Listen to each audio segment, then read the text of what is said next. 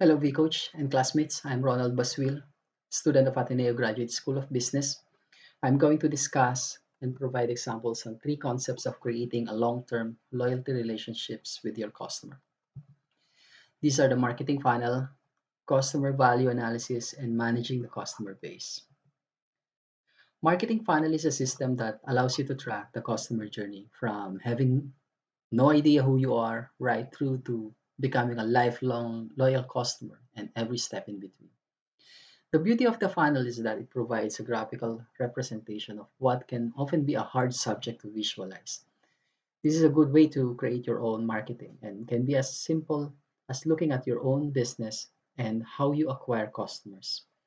What are the stages of prospective customer takes and the journey they go through that moves from having no idea that your business existed to becoming a loyal customer.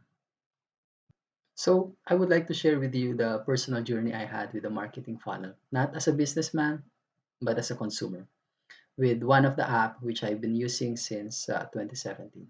It's Audible.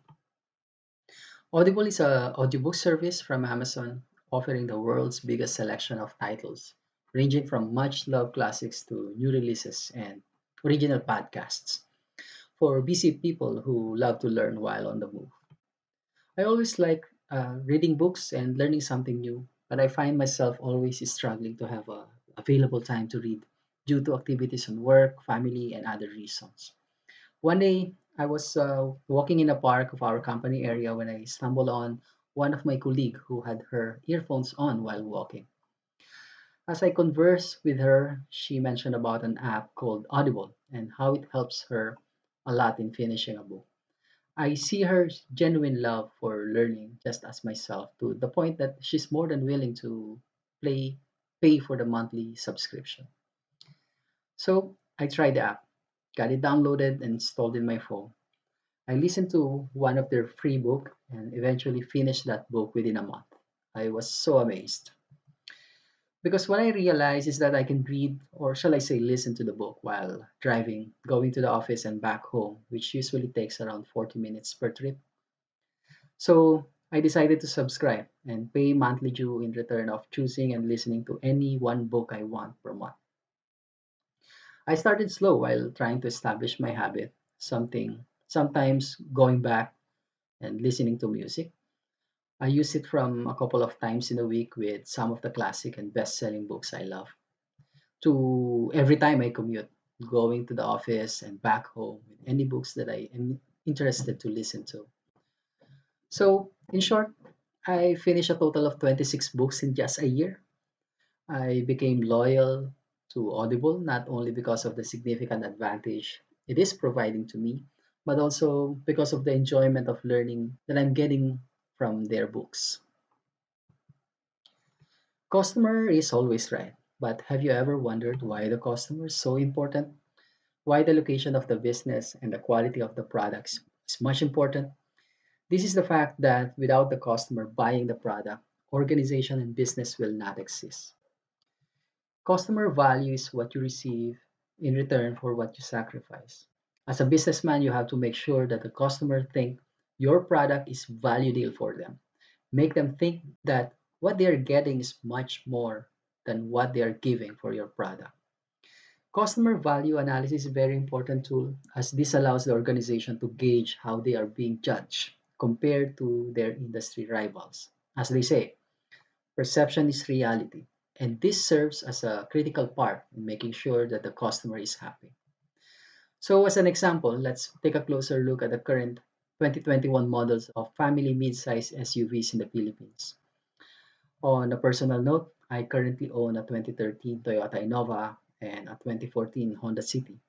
So I'm looking for an SUV that could fit my family of three and some extended family members for a long holiday weekend.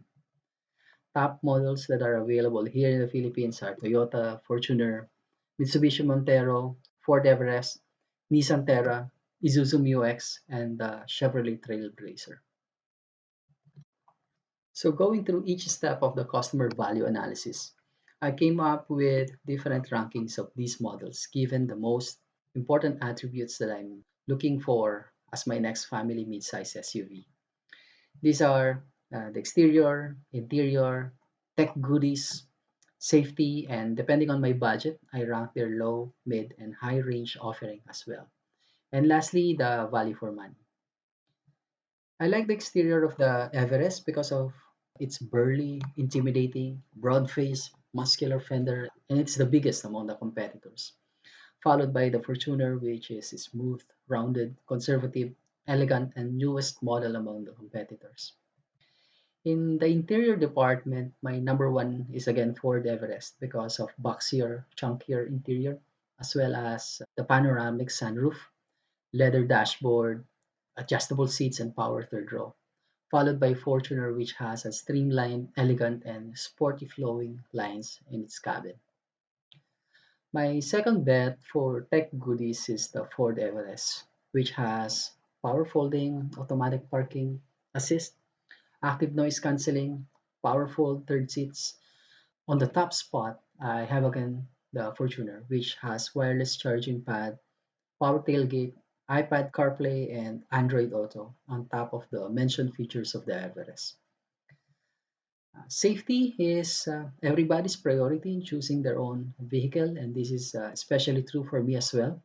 My first runner-up on this category is the Ford Everest with adaptive cruise control, lane departure warning, blind spot monitoring, and automatic emergency braking.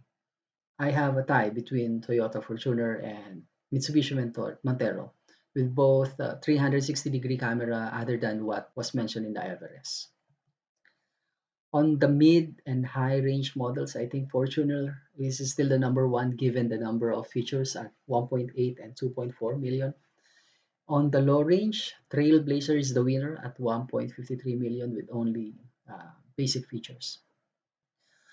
Overall value for money, the V model of the Fortuner wins at only 1.8 million for its mid-range model.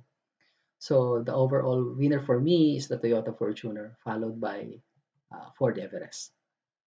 The way I rank each of these brands coming from the consumer perspective should be the same as how they rank themselves against their competitors, together with their unique selling proposition and target market. So by profession, I work as a test development engineering manager for a semiconductor design and manufacturing company.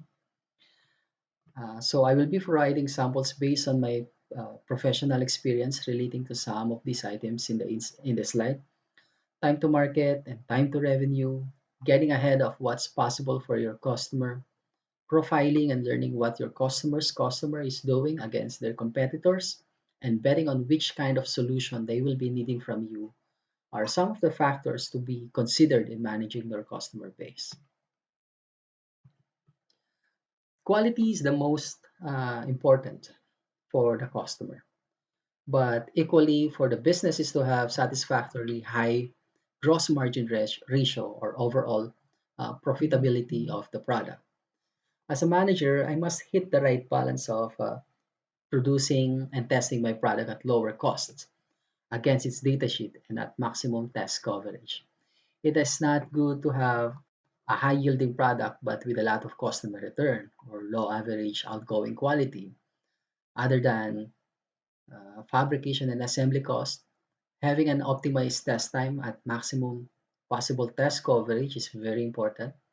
This can be achieved by increasing the parallel test sites, eliminating test insertions, especially at cold and high temperatures, as well as cohesive test program solution. Product handling is very important across the development and production process. This avoids product mixing, ESD or electrostatic discharge, or any visual mechanical rejects that not only jeopardizes your quality but also very disruptive to production line. So some of the tools that are important such as TQM, OCAP, OPL, and others. We must anticipate the customer's future demand to be ahead with their complex problems and betting on which kind of solution they will be needing from us. This is while leveraging the different new technologies in the market. For example, in a silicon wafer fab process, we started with 180 micrometer, now going to 22 nanometer reticle process, while increasing the total wafer size from old 4-inch wafers to 12-inch wafers. And so we can produce more die per batch. We also adopted three horizon approach as the operational framework for business development, especially for tier one customers. During the conceptualization and feasibility stage, we categorize each of the features and benefit in these different horizons so we can plan which qualities of the product should we include in the development that makes a more significant impact for the customer and to the market. Focusing disproportionate effort on high profit customers. This is especially true for top tier customers such as the iPhone and the Samsung consumer phone markets. Microsoft in gaming and software market, Honeywell and Siemens in industrial market, and lastly the different brands in automotive markets such as Toyota, BMW, Tesla, and others. These companies have a big reputation to keep, and so additional development cost for better quality and reliability is a no issue for them. So I provided example on the steps of marketing funnel using my personal experience with Audible app, the process of customer value analysis using the family mid-size SUV selection as an example, and the different examples in managing the customer base for a typical semiconductor design and manufacturing company to reduce the rate of customer defect, uh, increasing longevity of customer relationship, and focused effort on high profit customers. This is Ronald Baswil, a student of Ateneo Graduate School of Business on creating long-term loyalty relationships. Thank you.